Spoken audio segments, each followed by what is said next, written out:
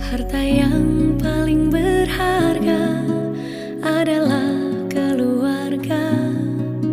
Istana yang paling indah